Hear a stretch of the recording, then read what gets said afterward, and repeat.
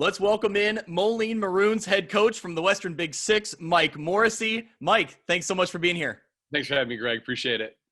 Coach, it's been a long year for everyone. We kind of just talked about it, before we went on here, but tell me about your team's mentality getting back into things and heading into this spring. Obviously, there's no playoffs, so there's, that a little bit less there, but what's the mindset heading in and just to be able to get back on a football field for you guys? Yeah, I think thankful as much as anything else. It's been such a roller coaster ride for these kids and coaches across the state that you really didn't know what to anticipate and what to expect. And I think there was even a time actually right before we were given the green light to play that a lot of people thought that it was pretty much done and a dead point and it was over with. And so I think the mental roller coaster for our kids and for our coaches and people in our community has just been crazy. And I'm sure very similar to that around the state, like I said. But at this point, we're just really, really thankful that we're going to get an opportunity to play, an opportunity to do something and try to make the most of it. And I think because there is no playoffs and there's no, things going out, postseason or anything like that going on, I think it gives coaches and staffs and around the state really some freedom and flexibility to try some different things out and to treat it like a spring ball. You have an opportunity to try some things maybe you've been thinking about and not worry about if it's going to cost your team a win or a loss, because ultimately, you're going to get the structure of the 6 games, and that's what we were guaranteed. So I think you can open up some really fun and exciting games and some different looks from people and an opportunity to just try to be a little bit more creative. Yeah, well, now that we're at this point, let's talk about your team heading into the spring of 2021. Yeah, so we're going to have a very young football team, varsity football team. We have a good group of seniors that are coming back. That's kind of the core, and those guys will be tremendous. But as we look at our roster and kind of what we're going to be putting out there, this couldn't have actually happened at a better time because we're going to have a lot of sophomores that are playing for us, a lot of juniors that are playing for us that we feel high on. They're really competitive kids and that have developed obviously over the course of the year in the weight room and the things that we've been able to do. But we'll be young. We'll be a really young team, and it'll be fun to watch these guys progress week to week as we move along and just see them, kind of get caught up to the speed of the game at the varsity level. Yeah, I've talked to other coaches about, if there's anything that is an advantage or a positive coming out of all of this, is you really will get to develop some football players in the spring, which leads into hopefully a normal summer. And then boom, you're back on the field in the fall. Do you think there's some advantage to some of those sophomores and juniors that they're going to see a lot of reps and they're going to see a lot of practice time in maybe a shorter amount of time that they may not have seen otherwise? Yeah, I think so. I think so for sure. And again, for us, our philosophy basically as a program is if you've stuck this thing out, all the way from the summer through the fall when we were having our contact days and everything else, if you've been a part of things and been consistent, you're going to play this spring. You're going to get on the field. And it's regardless of what your talent level is. We want to reward those kids that have bought into the program and really committed themselves to being the best athlete and the best football player they can be. So because of that, we're gonna let those guys play. It's not, like I said, it's not about wins and losses this spring as much as it is the opportunity to go and be able to compete and represent our program and represent our community and our school. That's what we're as excited about as anything else. Man, so even a kid like me would have stood a chance to see the field this spring. Huh? Oh, for sure. Absolutely. Come on now. Anyway, and that's the thing. Why not? This is the time for that, right? Like everybody's competitive. In the fall, it'll turn around and it'll be like, hey, the goal is the state championship, the goal is the playoffs, the goal is the conference championship and those types of things. But we know that's not obtainable, this spring. So why not reward those kids that have earned those opportunities and get them on the field to wear their, the maroon jersey and represent our school. Sure. Yeah, that's really great. Tell me a little bit about your kicker, Caroline Hazen. She, first female football player in Moline history and got some big acknowledgments this past few weeks with the Chicago Bears honoring her, acknowledging her on National Girls and Women's Sports Day. What's it been like to coach her and to see her out there competing and her commitment to your football team? Oh, she's a superstar and in all aspects of the word. She's a phenomenal student. She's great. You'll watch her in the summer on a normal summer setting, and she'll be the first one there at the basketball camps with the little kids, working those types of things. She goes to all the soccer stuff and is a superstar soccer player. And then came onto our football program and really didn't miss a beat. It was funny because we joked about the fact that we don't have a kicker. We didn't have a kicker coming in, and I'd mentioned something to her mom, and she was a little reluctant, I think, and really thought I was joking as much as anything else. But there's a little bit of truth to, the talk about it. And then in the summertime, her little brother was at our camp, at our youth camp, like a couple summers ago. And sure enough, she came out to pick him up, and I was like, hey, let's line up, kick a couple, just see what it looks like and go from there. And she didn't hesitate. She was like, yeah, let's do it. Let's go. And she started banging these things through.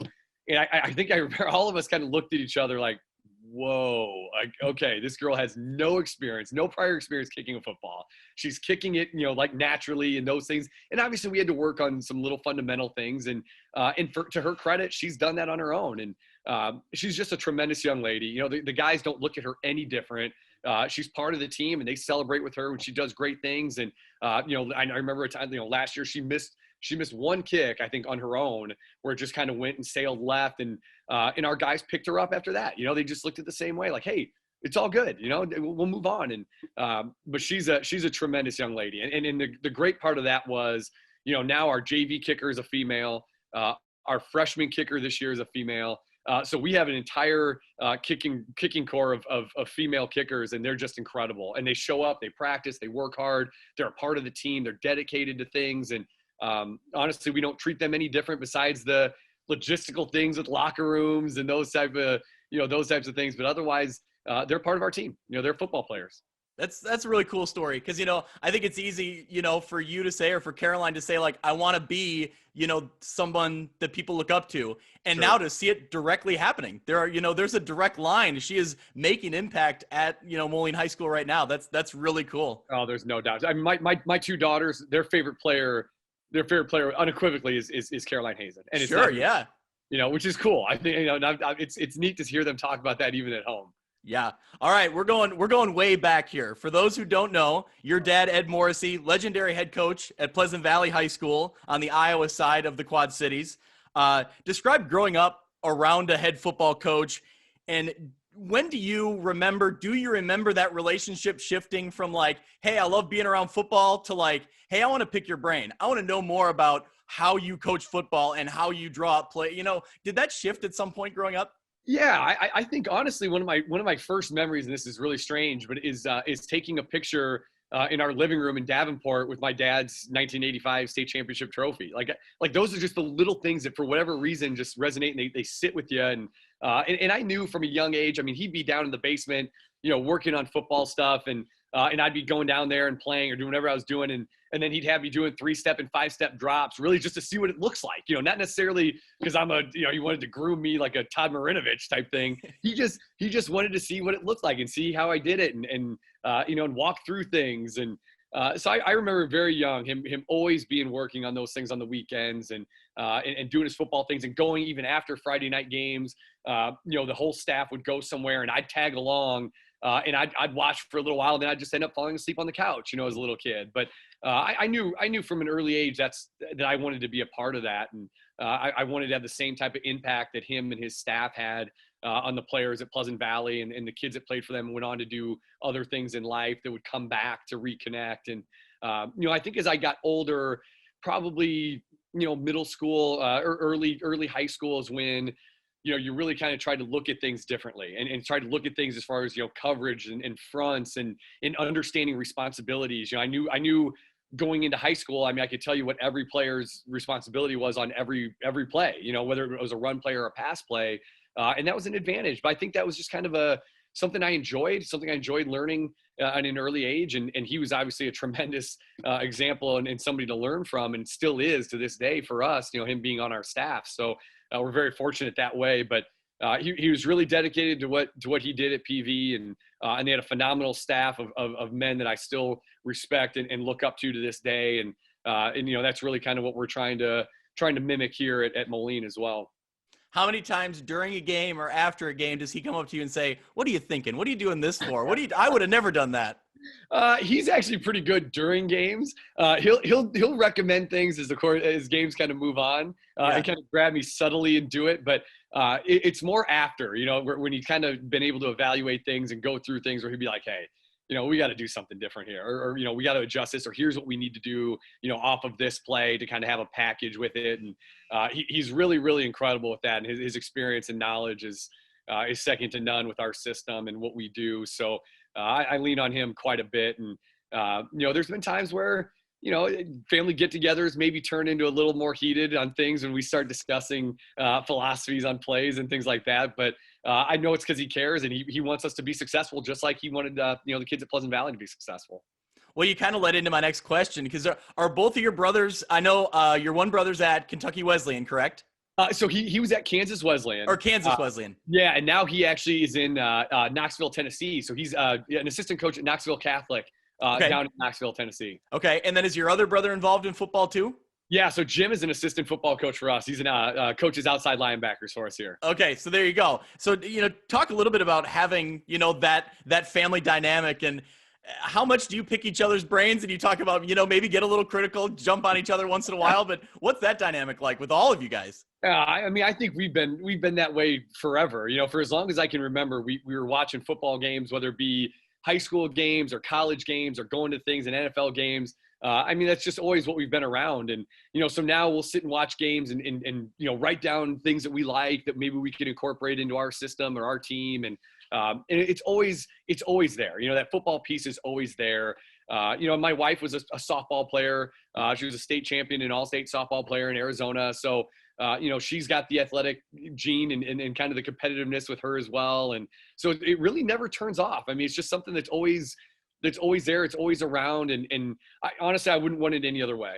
We enjoy being around it. I think football is such a unique game for what it can do, from the mental and physical standpoint that really you can't compare it to anything else. It's just, it's you have to be accountable, and you have to be a great teammate, and you have to be disciplined. And there are all these things that will carry on in everything else you do, whether it be school or as a husband or as a father or in your job, whatever it may be. The life lessons that you get from football, I think, are unique. And I think it's something that, as much as anything, we're fortunate to have as a family. And then we try to make sure our kids at Moline can share that same experience.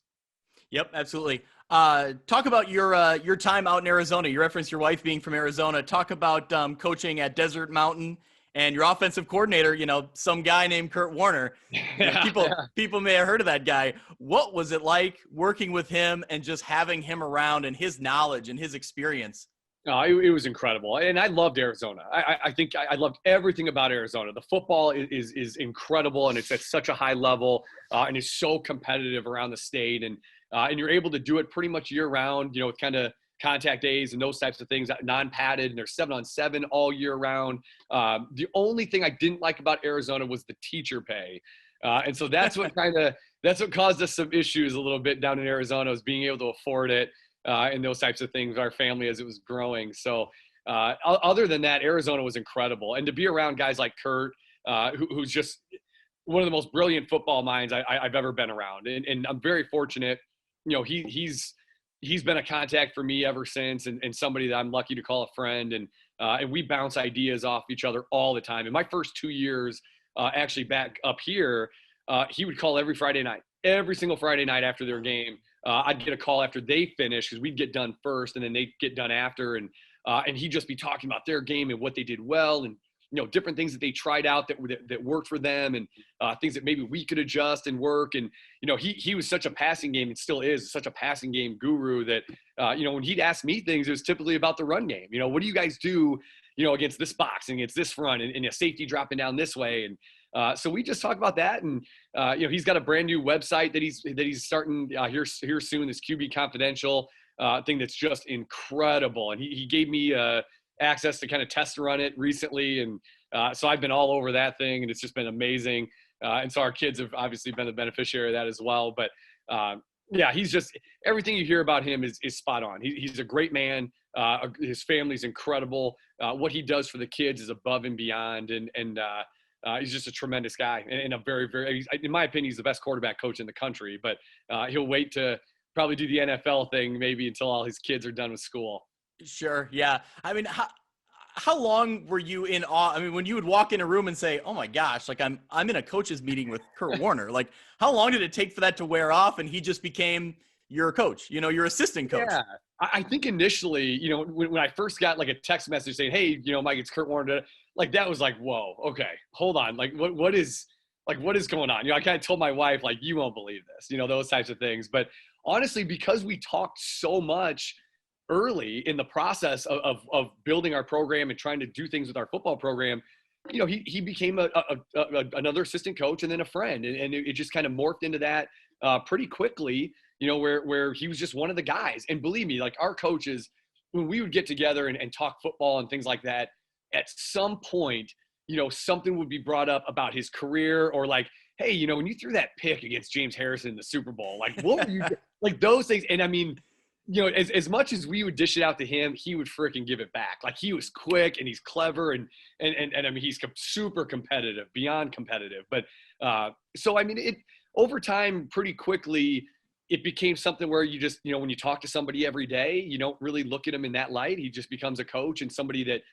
cares about our kids. And then, it turns into that. So our guys pretty quick just kind of said, hey, it's Coach Warner, it's Coach Warner. And that's who he became. And we didn't really think about it any other way. What are things that you learned from him I mean, you said you talk to him all the time, so I'm sure you're still learning things, week in and week out, but what are things you saw right away that, that you've taken with you, that you carry with you to Moline, that you still kind of use? Just his attention to detail and everything, what he does and the quarterback fundamentals as much as anything. He's so good about adjusting things to the kids that he's around and being able to try to find their strengths and then help them understand how to kind of condense the game down a little bit. I mean, everybody gets obsessed with, coverage recognition as a quarterback and, what coverage kind of dictates this. And he's broken it down in different ways where it's almost in zones rather than, oh, well, it's a too high, so it's got to be a cover 2 or cover 4. It's just different. He looks at the game very differently than others. And then he finds a way to manipulate defenses, playing the numbers games and doing things like that we talk about on a daily basis when we talk football. It's all like, well, gosh, if they do this, you might have something on the backside if you just swing this guy out. And he's just so clever, and the way he sees things is so different based on what he saw, obviously, from the NFL and his experience that way. So what he's been able to do for our quarterbacks from a fundamental standpoint, and then just to see the game a little bit different, not to always view it, the way that you're taught to, but to try to find different ways within your own cognitive recognition of things, how to slow that down and how to see it where you can pick the right throws and make sure you're going at the right matchups within schemes and things like that. Well, my wife's a Northern Iowa graduate, so she's gonna love to hear this and know that you're talking to Kurt Warner on a weekly basis. It's gonna blow her mind. I'm pretty lucky. I'm pretty fortunate with that.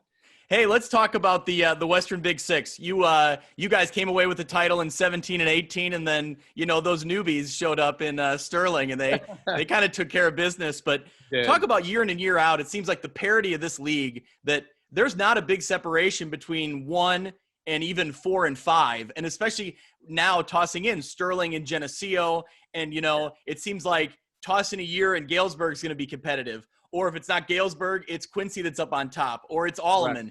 Right. What does that mean? Tell me about the Western Big Six and what it does for you guys and, the conference. Oh, I think from the time I got in here in 2017 is my first year as a head coach. I mean, I remember going into that and saying, like, there's 3 or 4 teams that could easily be at the very top of this thing when it's all said and done. And then 2018 was very similar. Last year was very similar. I think that's the neat part. And I think this spring – I think the parity is even greater this spring as far as, from top to bottom. I don't think there's anybody that can't be competitive or win a game against somebody else literally every week. I think that's the neat thing. I do think Sterling and Rock Island are as talented as any teams in our conference this year. I think they're loaded up pretty well. And I know Rock Island has a really great group coming in of seniors this year. But at the same time, so does UT. UT has their biggest group of seniors that they've had, I think, in forever, and they're a talented group. So, this spring is going to be a lot of fun. I think there's going to be a lot more close games. I think there's going to be, some games where you kind of look at the score and like, whoa, like, did they really beat this team or did they really do that? And because I think everybody's competitive. I think Geneseo was really young a year ago. They're going to be back up to where they have been. I think UT, like I said, is going to be a whole lot better than people think. Galesburg, I think, will be much more competitive even than they were a year ago. And they were really close to winning some really good games last year. Quincy will still be in that mix. And then, like I said, I think, when you look at Alleman, they've got some good kids coming back. And then, And then Sterling and Rock Island, I think, are really, in my opinion, the two front runners from a talent standpoint for sure. So it makes it fun. It makes it fun to compete in a conference like this where every week as a coaching staff, you got to get your guys prepared to play. Because if you don't, you're going to get exposed pretty quick and be able to adjust to all the different things that teams are doing in this league. I think it makes it a lot of fun. Yeah, it's a lot of fun to watch too. It makes for an interesting season because every year it just seems like you said there's 3 or 4, 5 teams that can be in that mix and can win on any given Friday night. Hey, Absolutely. we'll go a little bit of no huddle here. Okay. Let's name the Western Big Six coach that you like going up against. Who do you look forward to matching up with? Ben Hammer at Rock Island. Okay, why? What's he do? Ben is just incredibly smart, and I think the things that Ben brings to the table, there's always little adjustments that he does, and little things that he sees schematically to basically help his team out against whoever he's playing. And I think he's a forward thinker. He's an outside the box type of guy. And at some point he's going to throw a trick play at you. That's a guarantee. So you've got to spend 10 minutes throughout the course of the week talking about the random stuff that he's going to throw at you, and just know that it's coming at some point. You just don't know when, but I think he's as good a football coach as we have in our conference.